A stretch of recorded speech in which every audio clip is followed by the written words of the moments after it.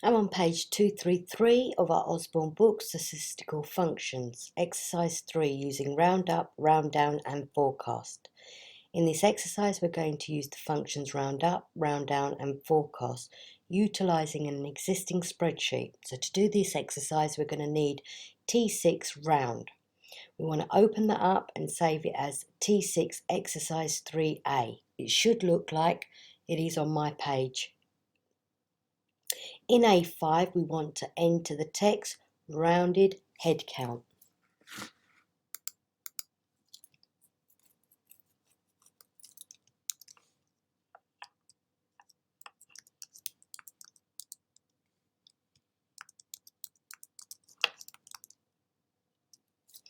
We want to apply the round down function to the average head count values in cells B2 all the way to I2 to round to one digit after the decimal place.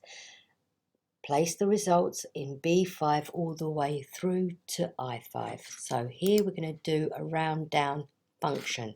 So I'm going to click on the drop down, more functions. As I can't see it here, I'm going to type round down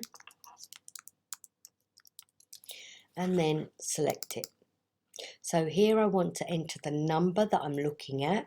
So in this case, I want to do it to the average head count, which is in B2. I want to do it to one digit after the decimal place. So I'll click 1 and then press enter. So as you can see, it's rounded it down. It is 2.5, it's rounded it to 2. I know that that's correct, so I can replicate all the way along till I'm happy.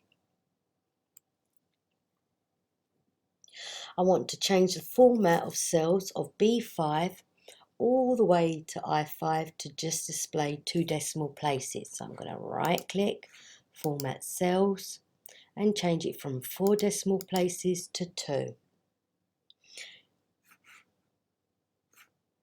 I'll click OK, and there we have it.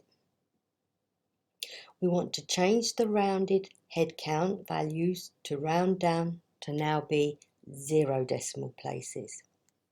So right click, format cells, 0 decimal places. In A6, we want to enter rounded staff costs.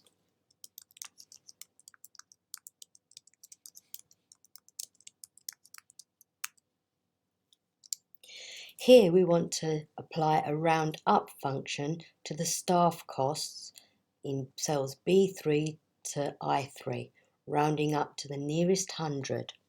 We want to place the results in B6 all the way through to I6, making sure the numbers are formatted with currency and a 1,000 comma separator. So I don't want round down, so I'm going to click on the drop down, more functions, and round up. So I want to do it to the staff costs. So I'm going to click on staff costs. I want to round it up. So I want to round it up to the nearest 100.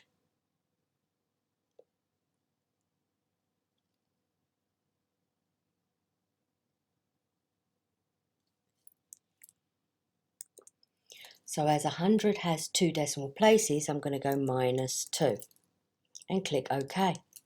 And there we have it. I can replicate that all the way through to I. I now want to change the rounded staff costs to values to round up to the nearest 10. So I will need to change my -2 to a -1. So if I click there, change it to a -1 and press enter, it's done it in tens. I can then replicate that across. And there we have it. We finished this stage.